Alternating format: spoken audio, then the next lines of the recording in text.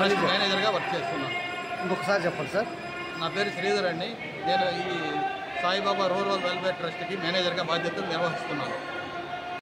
ఈరోజు గురువారం, గురు పౌర్ణమి సందర్భంగా మన కొత్తూరులో వెలిసి ఉన్న శ్రీ సాయిబాబా మందిరం నందు విశేష పూజలు జరిగినాయి. ఇవాళ ఉదయం నుంచి విశేష అభిషేకాలతో పాటు సాయంత్రం పల్లకి సేవ అత్యంత వైభవంగా జరిగింది.